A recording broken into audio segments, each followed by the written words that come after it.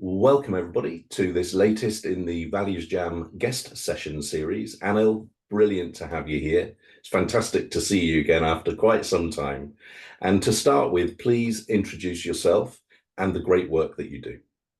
Thank you, Alan. Really a delight. I think we first connected when we founded the Global Values Alliance in 2013-14 timeframe. And till 2019, we were deeply connected and good to connect after 5 years in this form. Well, a little bit about myself. Born and brought up in New Delhi, India, and I relocated to Hyderabad in India in the year 2000. I was in the technology world initially. So for nearly 20 years, I was actually doing product development. In my last role, I was heading the Motorola computer group and doing the whole software and systems in the space of telecom and networking infrastructure products with all the tier one customers around the world. And by the time I was about to hit 40, I was the itch was there to reinvent myself. And so I came out and became an entrepreneur and simultaneously a coach and facilitator. I remember using the Barrett Values culture transformation tools even before I got certified, and then with John Campbell when I got certified, actually with individuals and with large organizations. Barry Johnson's work around polarity thinking, and with Peter J. Redding as a coach, I got certified and used that extensively. But everything was about how can human transformation happen. So again, through the Indic wisdom also, I was very deeply interested. So I encountered Raghu Anant Narayanan and his work. We had created something called a consciousness collaborative across US and India in 2009, 2010, where I met him first. And that's where my interest in what is called Yoga Sutras, which are the aphorisms, which is all about the mind and human mind and the unfolding of human mind, really became alive over the last 16 years. And as I've worked with my clients across corporates as well as individuals, I found that what I truly enjoy doing is the human unfolding. So my organization, it's called ATMATVA, ATMATVA, and it means essence. And for me, that it's a Sanskrit name. It actually really brings me alive because through that, we work with individuals, leaders, and organizations. And the mission we have is to be a catalyst for human evolution. So I'll just take a pause there and let you proceed, Alan. Great, thank you, Anil. And ATMATVA, before we started to record, we were just thinking about the time frame and COVID. And I'm curious to understand what difference COVID has made to the work that you do and to people's sense of importance around their essence. Could you just give us a feel for that? Sure. So pre-COVID, besides some of the things I mentioned, one other influence that was there was my training with Karl-Heinz Finke from Berlin for a certification based in Switzerland, which is around something called biography work or life story work, which is about 7-year phases of life. So when I finished, after a series of things over the last 20 years, in 2018, I finished a 3-year certification program. I offered a program called Life Metamorphosis, with life standing from living from essence. And it was a 1-year program. I said, anyone by invite, once they apply, between the age of 37 to 55, anywhere across the world for an online program that was pre-Zoom period. So in Skype, we will do it. Over 1 year, we will do it. And interestingly, we had people from Switzerland, different cities in Australia, different cities in India. And there was a huge unfolding, and some of my partners also came in ATMATVA through that. So when COVID hit, one of the inspiration was, how do we, with shared values, come together Now, some of the people across the world were accessible, whether they were in London or they were in Florida or they were in Australia or Singapore or different cities in India. And we actually created a platform where shared value people could come together, about 60 of us, 30 of them CEOs and 30 of them facilitators, coaches and therapists and psychologists. We call them ATMATVA alchemists. And at that time, one of the non-profits also that I'd created was a mission we had initially created with the mission of how can we totally disrupt education and health. And in fact, I remember I was speaking on the World Values Day in Kolkata in 2019. And then the Spiritual Science Conference, they invited me to a couple of months later. And I'd spoken about some of this at that time because that had just come in being. But what has happened also is in the unfolding, just as I unfold as a human being, and as my own consciousness unfolds, the shape of the organization also shifts. So through a series of things that have happened over the next 3-4 years, one, I have handed over the ATMATVA Foundation to 3 top cardiologists to take forward, because parallelly what happened is I was invited in February 2021 to be part of an initiative which is now called Institute of Indic Wisdom. We are headquartered out of San Jose in US. And in India also, we have done extensive work where we take the Indic wisdom, but make it contemporary for leadership, for coaches, for healers, for educators, for their transformation. And I've been very fortunate to actually have run many cohorts in partnership with some of my very accomplished colleagues and facilitators, where whether they were hybrid cohorts of in-person as well as online or totally online over 6 months kind of a thing, awakening inner presence, nurturing inner presence, and manifesting inner presence has actually changed us as facilitators, as well as the participants who continue to show some of those shifts even a year later or more.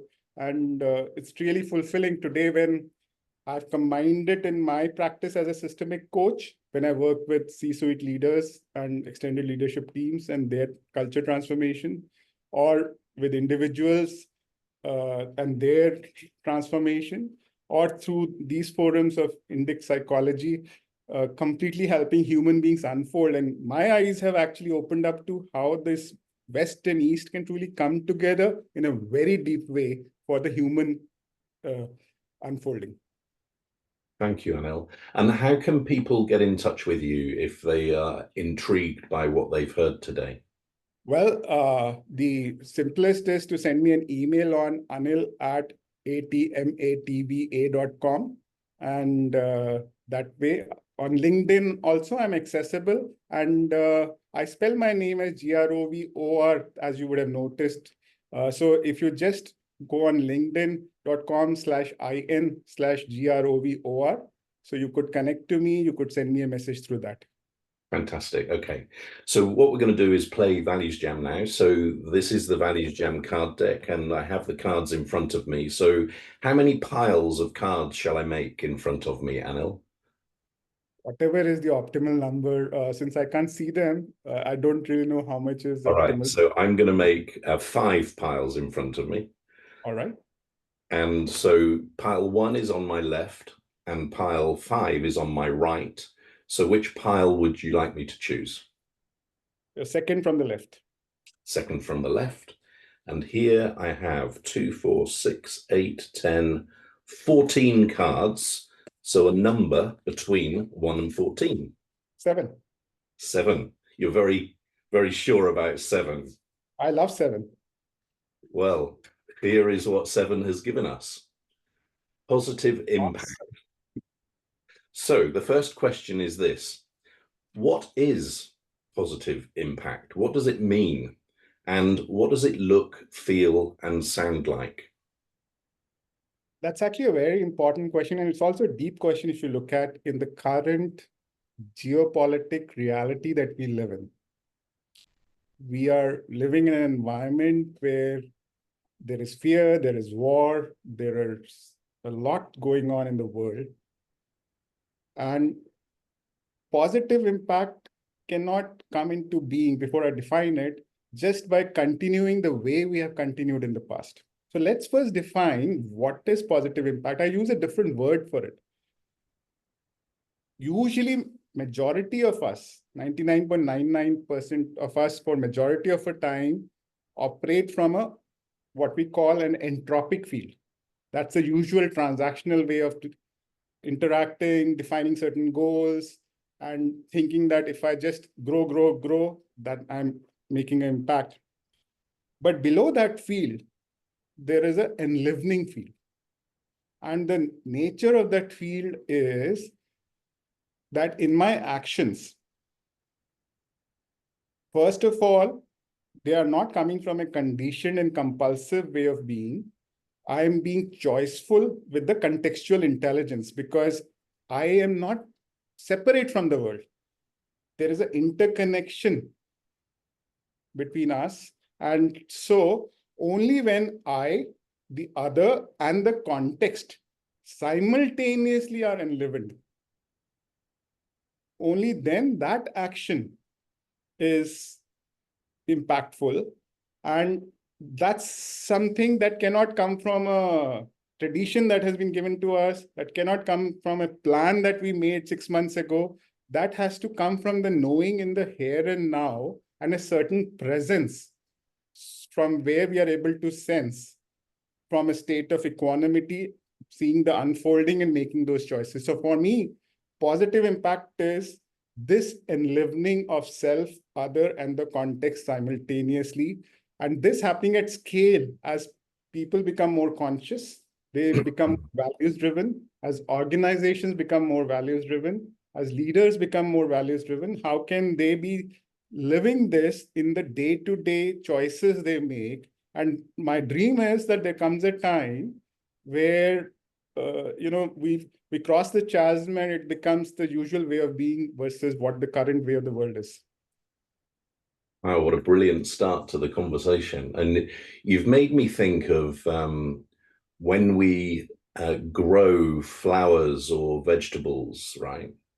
And what we don't do is stand over a flower that we've planted the seed of. What we don't do is say, come on, grow. What we need to do to help it to grow is to provide the environment around it in which it will succeed. So whether that's water or sunlight or nutrients or space, whatever it is, and only then will it actually grow.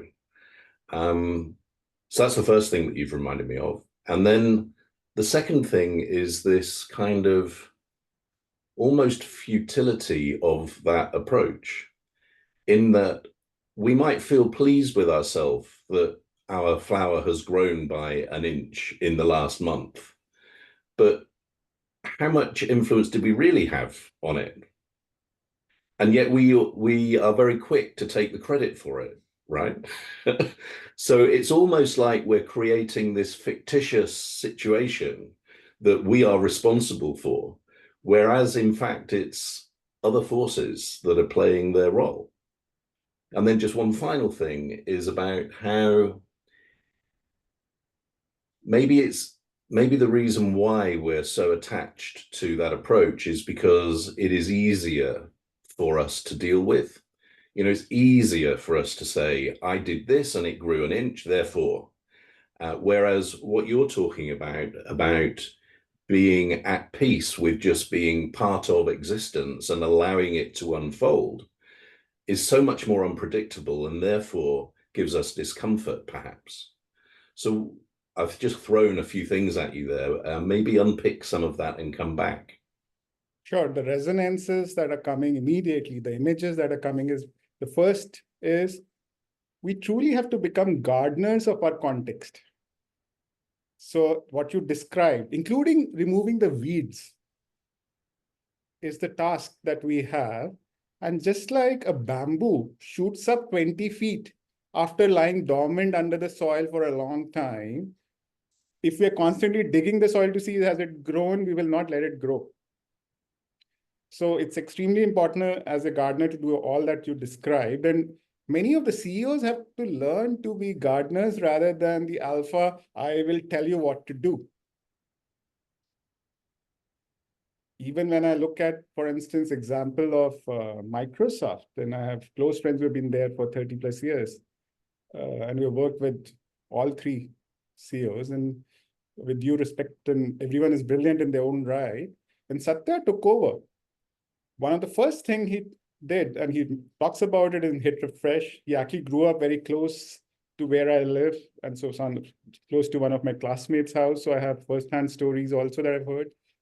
He took his leadership team under a tree, and for the first time, they interacted with each other as human beings, not just in the context of the technical stuff that has to be done. And look at what has happened, not only to the products, the stock price, but the whole culture of the organization. And it's extremely vital to that aspect that you said. What was your second point after the thing? Just remind me. Probably won't be able to remember. So I'll take a pause there and let you continue. Yeah. And so again, let me explore further this notion of desire for predictability and fear, maybe that's too strong a word, of the unknown. And so what you've just described there in terms of that team interacting as human beings and then being willing to be open to see what could happen, rather than getting them together on a very technical basis, saying, what are we going to achieve? And then putting a plan in place in order to deliver that. It has reminded me of, and you know, I'm amused by this actually, because you've talked about one of the global corporations in the world. I'm going to talk about the opening of a call center. So a very different small scale, but I hope that you see the parallel here. So I was a service provider, and we were asked to open a new call center, and I was discussing with my client what the objective was. And he explained that because there were other existing call centers already, this new one needed to be seen to perform at a higher level than the ones that were already in place, which was quite reasonable. Now, for sake of argument, let's say that the existing call centers were operating at 70%. Now, that's just a notional figure, but let's take that. And he said to me, so maybe if we could agree a target of 72%. Now, I was new in the job, and I'd previously been responsible for five-star hotels and businesses like this, where the mindset was, what's the very best you can do? Not, can we do a little bit better than before? So this was a bit of it didn't sit very well with me, but so I chose to take it away. And I went to my team and I said, look, this is the conversation we've had. This is the suggestion, 72 instead of 70. And they said, well, Alan, that's no good because we're on a bonus for 70%. So could you negotiate maybe 71? And again, I'm like, this is not the way that I think. So in the end, I decided to go back to the client with two proposals. One was that we had no target for year one.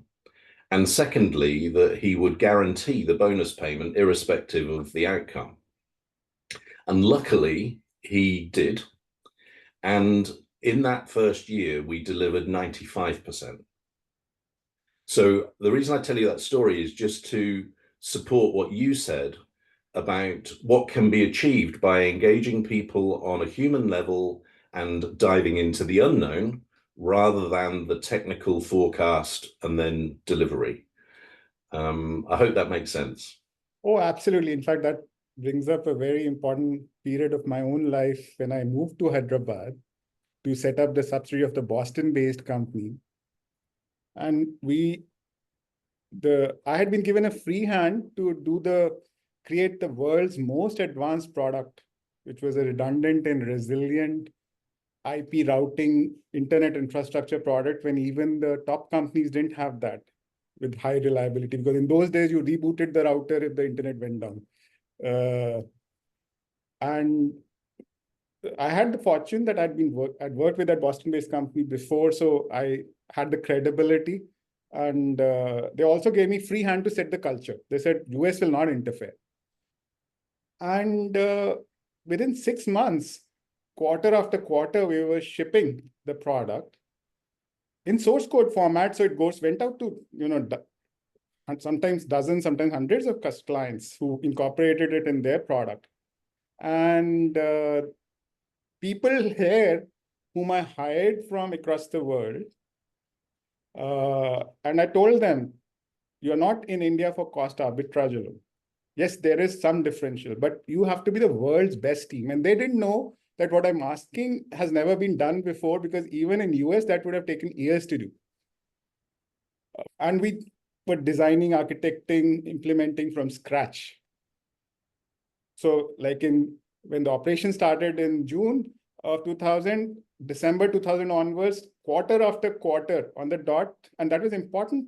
In fact, when 9/11 happened, I was in a board meeting in Boston, and we realized our survival depended on not only actually continuing to ship, but even changing strategy and doing something completely different in addition. So that adaptive leadership, to be able to bring into aspect where when the world changes around you and the assumptions no longer hold true and the ground just slips from beneath your feet. And over the next few years, we truly thrived and fundamentally changed how products are architected in the whole telecom world because of some of the pioneering work we did. Yeah. And what you're reminding me of here is how, in terms of positive impact, we used to use previous performance very strongly as our guidance, right? But that's only valid when things are stable. And exactly like you say, when things are disrupted and in chaos, actually past performance is no indicator of what you should look to achieve in the future. So it becomes almost a concrete weight. It is irrelevant a lot of the time. And you've reminded me, you talking about your experience in India. I went to Mumbai in advance of us opening a new building. And my job was to manage the service strategy globally for our key locations. And so I was there to talk to the team of people that would be involved in the service delivery for this new building when it opened. Different companies, different people representing those companies. And I remember holding this session. I was only there for one day, so the job had to be done in the day. And during the morning, I was sensing that the guys just were not getting what I was talking about at all. It was kind of either going over their heads or under their feet or wherever it was going. It wasn't landing. And I remember starting to feel really anxious because, it was an important opening for us. It was in the spotlight in the organization. It was my responsibility to make sure that the culture and service was right. And I was thinking, I'm not getting anywhere here in terms of these guys understanding that even though they're from different organizations, they need to be one team of people.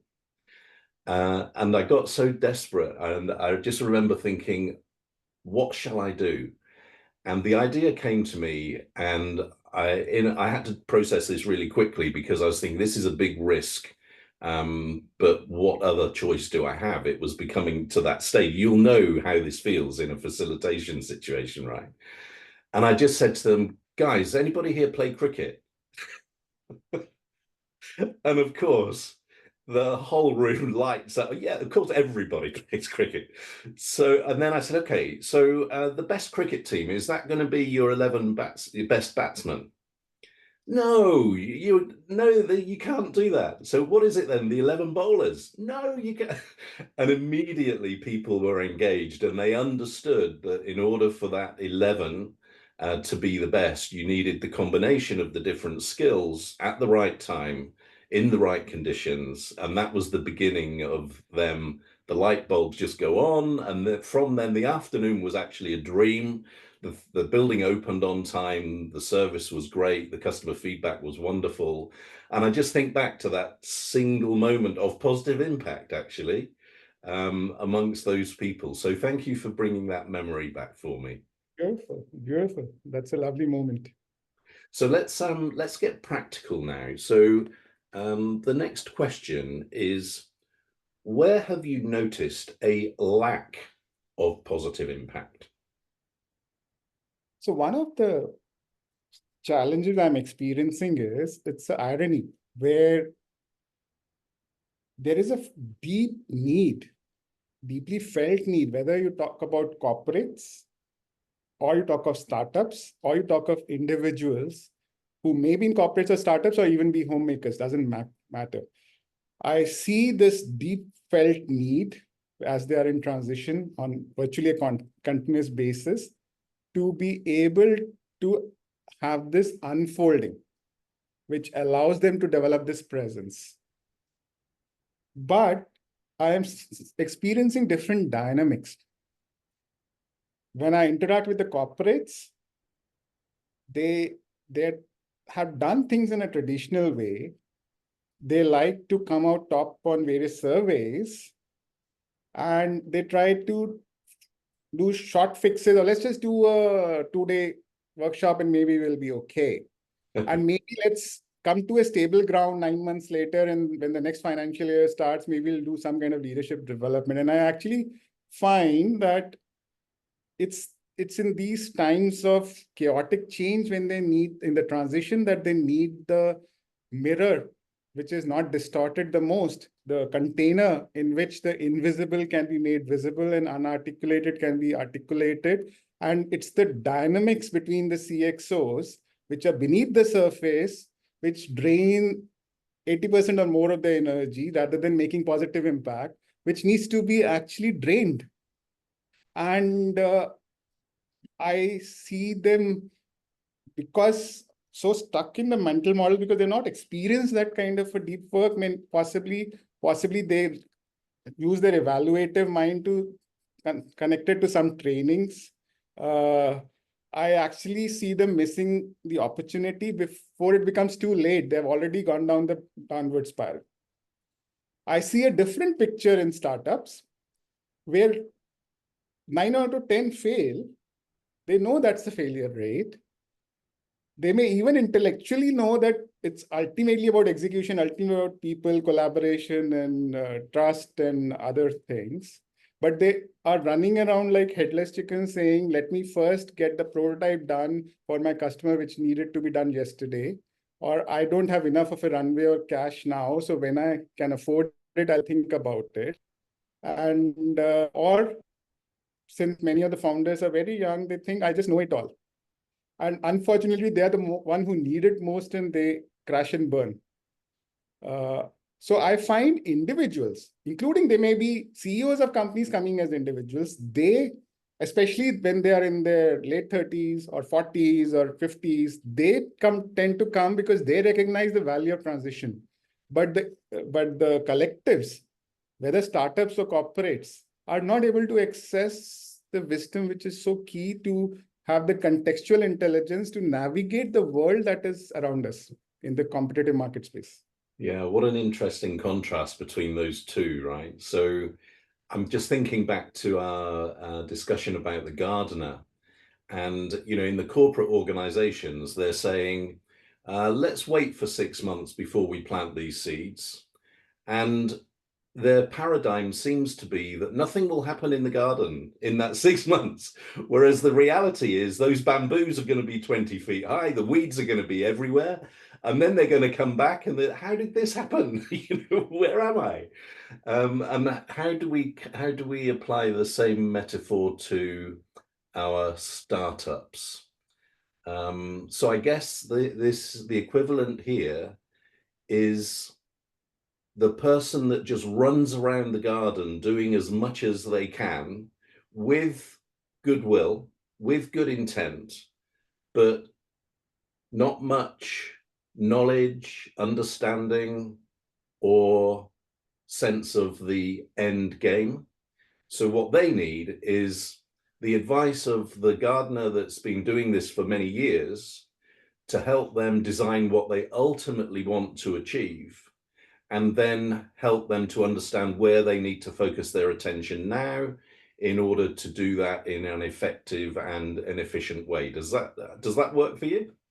Yes, and I would just build on that to say, in both cases, It's about building the inner presence or leadership presence from which we can respond with the contextual intelligence rather than a conditioned pattern, choicefully. Yeah. And actually, so this, Anil, you won't know this, but in ValuesJam, what we have been told by many people is that the conversation prompts memories that are from a long time ago. And I think you've experienced this already in our conversation today. You've quoted a couple of stories from before. Now, a psychologist in New Zealand told me that this might be happening because it's a values conversation, it goes deep, and perhaps previously lapsed neural pathways are being sparked to reconnect, and that's what's causing the memory to surface. So I just give you that as a kind of frame.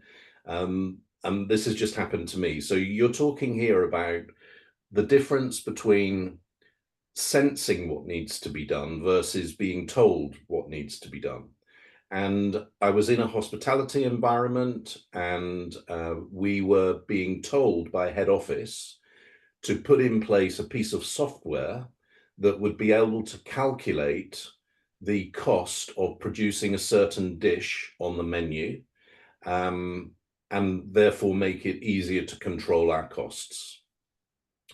So I asked somebody from the finance office to come to the kitchen and speak to the head chef about how we would do this. And so they explained that what we needed to do was get the recipe with all of the quantity of the ingredients that would be used to create this dish, compare that against the prices that we were paying for these ingredients in order to calculate the cost of production. So while the finance guy was explaining this to the head chef, we had a dish, a starter, I think it was, on the counter. And I said to him, "Chef, how much do you think that cost to produce?" And he gave a number.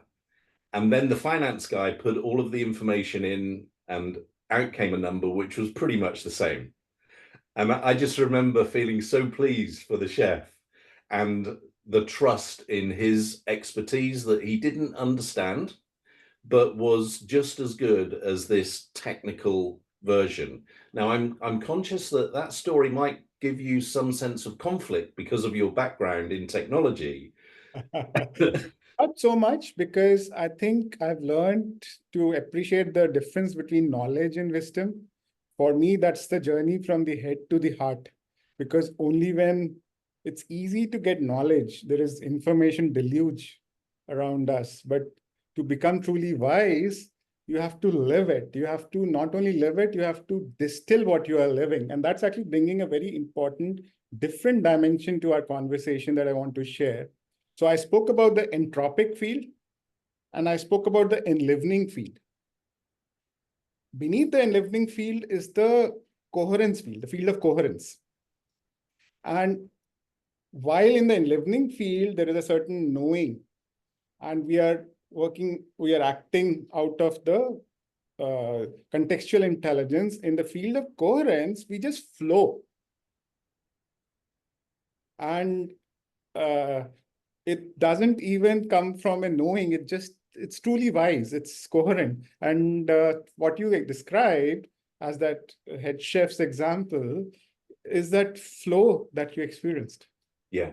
And there's another example that I've used in one of my books. It's a story of a firefighter, and they are attending a blaze in a building with his team. And he's very experienced firefighter and cannot work out where the source of the fire was.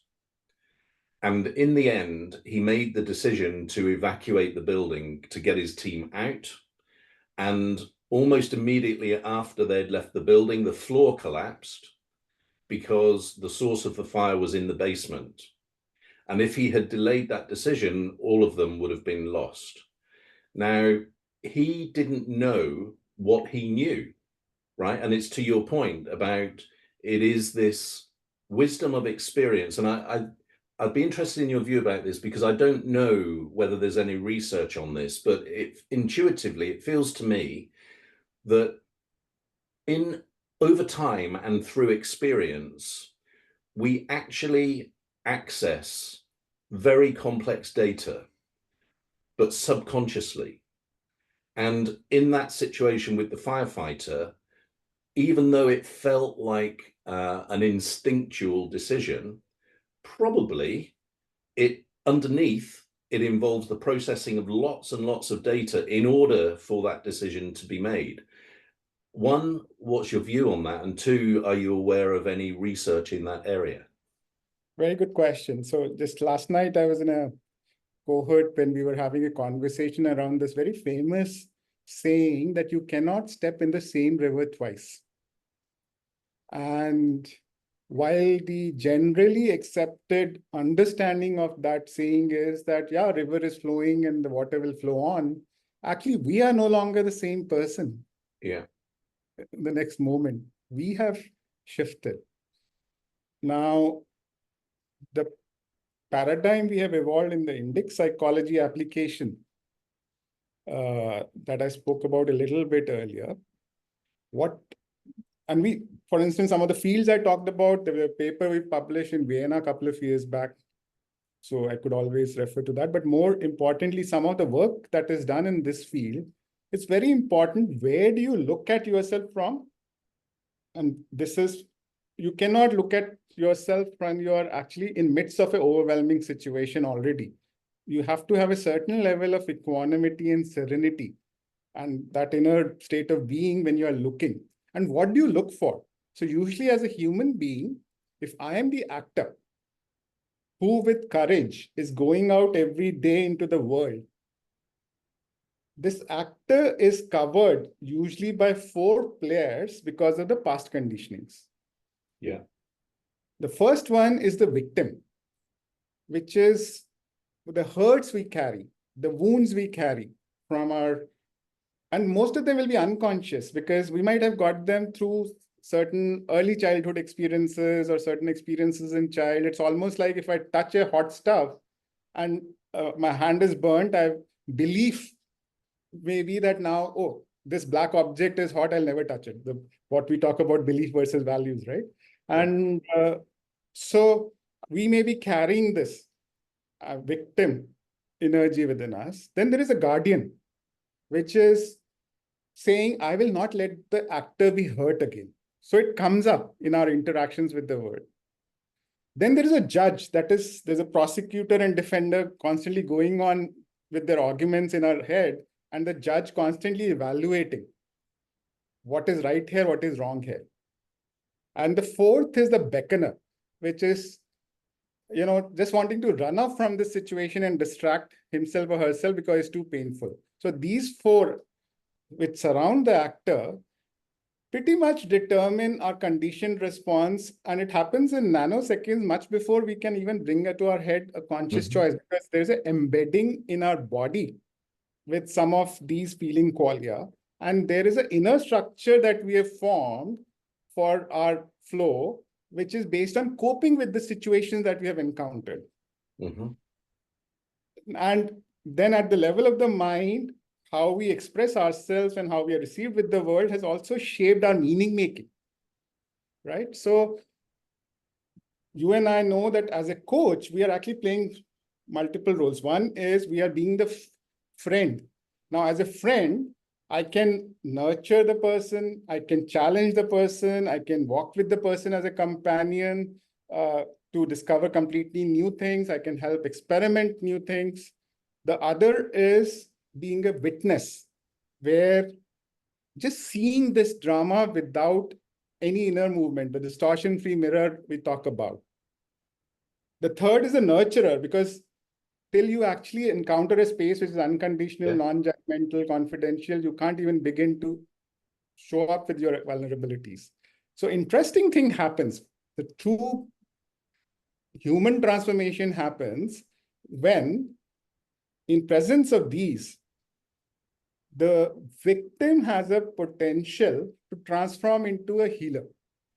The guardian has the potential to transform into a true warrior. And the beckoner has the potential to transform into a true seeker.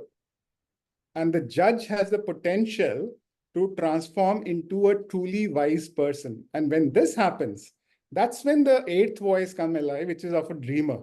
That's the little voice which then puts you in touch with your highest ecstatic potential that you are capable of unfolding in the world. Mm-hmm. And then you can go out and unfold it. So while I've described this in word, all of this, because it is deeply embedded in the life forces and in the body, has to be experienced in a certain way. So we often use theater and drama and movement and other modalities so that we are not doing this through the head. And a lot comes up in the self-reflection space, which allows for many archetypes to surface and these inner voices to surface for us to discover that. Otherwise, we can keep saying, I want to discover my life purpose and try to make statements. It doesn't make a difference. Yeah. That's the positive impact. Every human being unfolding. And unfolding is like a rose, right? You can't force it. So it's like, it has to and as enough collectives unfold in pockets and they interconnect, that's the unfolding that will happen in the collective space too. Mm. And you talking about the unfolding and you can't force it takes me back to our original discussion about that flower growing. It's the same thing, right? So the flower will blossom when it's ready, not when we tell it to. And yet we seem obsessed with wanting it to be or to do what we want it to do when we want it to be done. Now, the time has flown, Anil, and we need to wrap up this Values Jam conversation, but there's always the same question at the end, which is, what are you encouraged to do differently about positive impact as a result of our conversation today? So this conversation comes at an interesting time where I have been in contemplation over the last few weeks of the next pivot in how I make a positive impact in the spaces I've chosen to work closely with, both based on with my 35 years of experience in the leadership and organizational spaces and with individuals. And I'm staying with the question of there is a gap between, there is a need, there is a potential path, but the quest has to happen. So what actually would truly make the world from its current chaotic and entropic and actually quite dysfunctional operations, which we may not even have peace and water and air and other things with the stuff going on, shift to enough of us unfolding to be able to create the critical mass, at least in the early adopters, which begins to make the shift.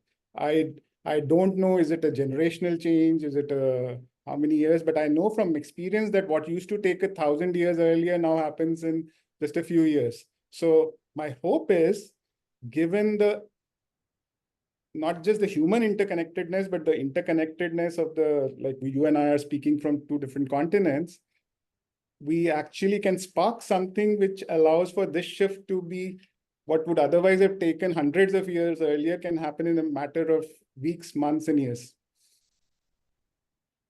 Yeah. And you're making me, I don't know whether it's because I'm attached to this image of the flower growing in the garden, but it strikes me from this conversation that we need to have an adjustment away from our obsession with the flower and how quickly it grows, and instead be content with tending the environment and having the humility not to have to know what the result's going to be and to just take care of the environment. And I mean that in a micro sense, not the planet. I mean, you know, the soil around our flower, and making sure that it gets enough sunlight and enough water. And even though our efforts might not be recognized by others, it will contribute to the flower being healthy and growing well and blossoming at the right time. So I'm feeling very humbled by this conversation, and the need for people to let go of feeling that they've made such a big difference and just concentrate on making the environment the best it can be. In fact, I'm just evoked by what you said. The process I described, that's a spiral. It's not that you arrive at an end destination. This process of coming to a new ground from which you are able to see something and contribute differently. And then again, the spiral starts. And I think the biggest contribution we can make to the world is when we ourselves become whole and become truly present. And from that presence, what will flow will flow. What a beautiful way to end the Values Jam. Thank you so much, Anil. Bye. Thank you so much for inviting me.